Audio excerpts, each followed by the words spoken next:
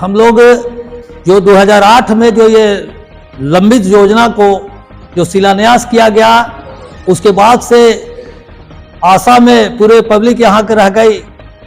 लेकिन नहीं होने के बाद 2019 में हम लोग इसके खिलाफ आंदोलन शुरू किया और उस आंदोलन से आज तक केंद्रीय रेलवे, भारत सरकार रेलवे मंत्री के द्वारा आश्वासन देकर इस पर 446 करोड़ रुपया आवंटित किया गया, लेकिन एक साल से इस पर कार्य प्रगति न होने के कारण हम लोग पुनः इस आंदोलन को आगे तेज करने के लिए ये सभा को बुलाए हैं और हम लोग भविष्य में हम लोग इसका खिलाफ फिर कार्यक्रम को तेज करेंगे और हर स्तर पर तेज करेंगे। गांव से लेकर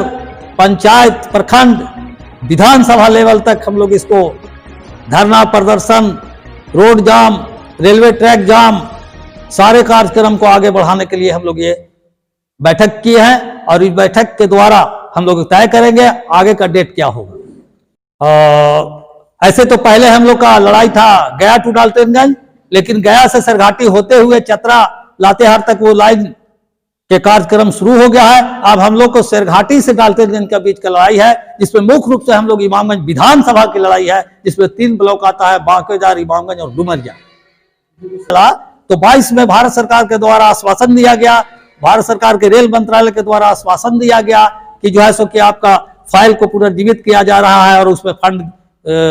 अलॉट किया जा रहा है और फंड अलॉट भी हो गई। 2023 में जो है सो कि 446 करोड़ रुपया इसमें आवंटित किया गया है, लेकिन अभी तक कार्यक्रम कुछ नहीं हो पा रहा है, जिसके चलते हम लोग ये पुनः जो है सो कि अपना मोर्चा का बैठक का आहूत किए हैं और आगे का क्या कार्यक्रम होगा वो आज की बैठक में तय होगा। पहले दिसंबर का जो सेशन था, उस सेशन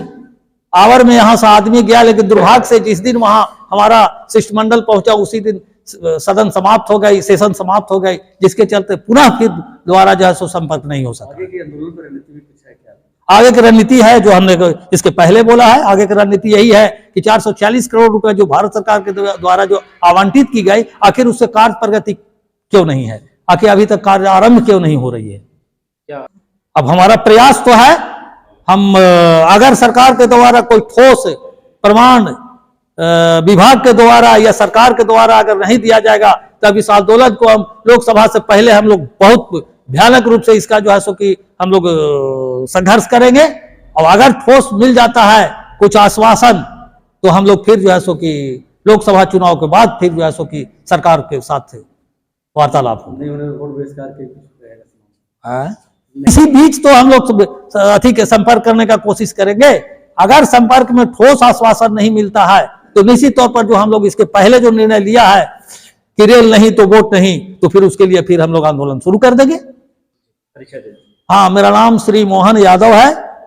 और मैं